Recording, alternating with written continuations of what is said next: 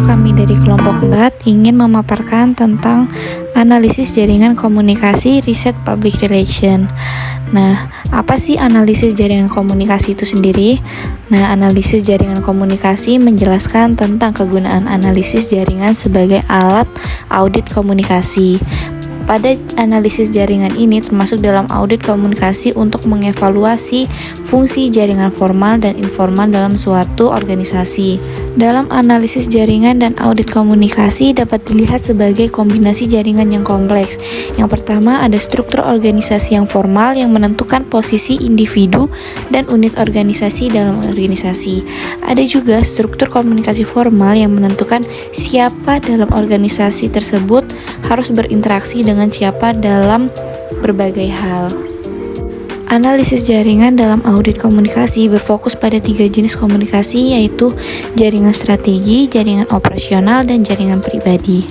Dalam jaringan strategi itu berhubungan dengan pertukaran informasi mengenai kebijakan organisasi dan pengambilan keputusan. Yang kedua, jaringan operasional. Nah, dalam jaringan operasional ini hubungannya itu tentang pertukaran informasi mengenai rutinitas kerja sehari-hari. Dan yang ketiga ada jaringan pribadi. Dalam jaringan pribadi ini, persebaran dan interaksi pribadi dalam sebuah organisasi. Selanjutnya ada pengumpulan data untuk menganalisis jaringan. Yang pertama ada pernyataan sosiometrik. Nah, di sini merupakan suatu teknik yang paling sering digunakan untuk mempelajari tentang jaringan komunikasi. Dapat dilihat dari responden yang diminta untuk menunjukkan frekuensi kontak mereka dengan anggota organisasi.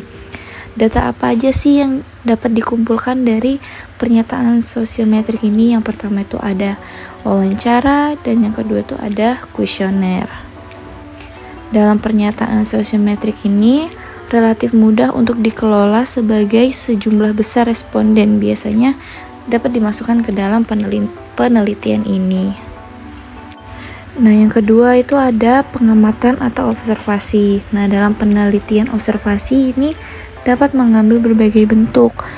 Penelitian ini biasanya menentukan terlebih dahulu pada lembar observasi. Nah, misalnya nama anggota yang bertukar informasi, yang kedua ada durasi interaksi, dan yang ketiga ada tempat interaksi. Nah, penelitian observasi ini dapat menjelaskan pola komunikatif dalam organisasi dan kelompok, peran terkait komunikasi dalam organisasi.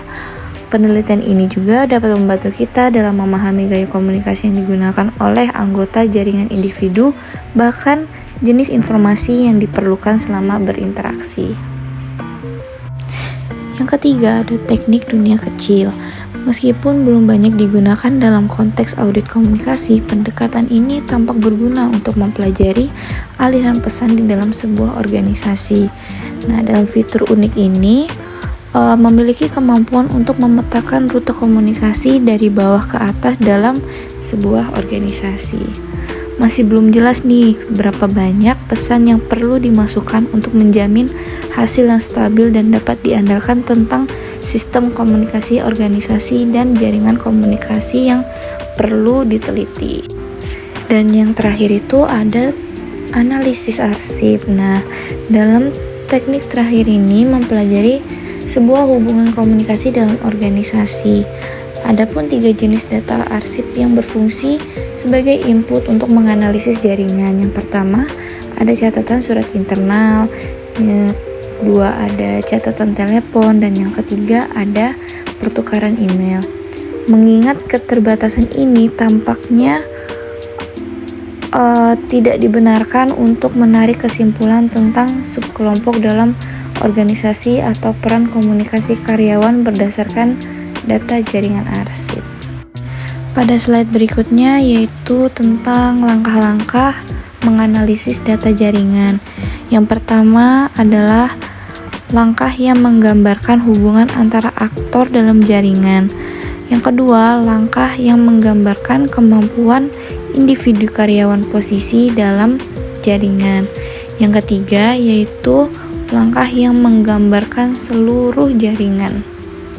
Pada langkah-langkah jaringan ini memiliki tingkatan yang lebih dirincikan lagi, yaitu 3 langkah yang lebih kompresif untuk mendeteksi masalah komunikasi dalam suatu organisasi. Nah, yang pertama itu sentralisasi derajat karyawan, yang kedua ada sentralisasi kedekatan karyawan, dan yang ketiga ada sentralisasi keantaraan karyawan.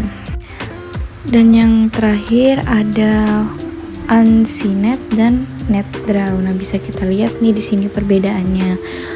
UCINET sendiri yaitu sebuah program yang relatif mudah digunakan, di mana matriks aktor demi aktor dapat dibangun dan mencerminkan hubungan karyawan satu sama lain. Sedangkan NetDraw ini paket visualisasi jaringan yang disertakan dengan UCINET yang tadi gitu. Sekian dari pemaparan kelompok kami. Kurang lebihnya mohon maaf. Wassalamualaikum warahmatullahi wabarakatuh.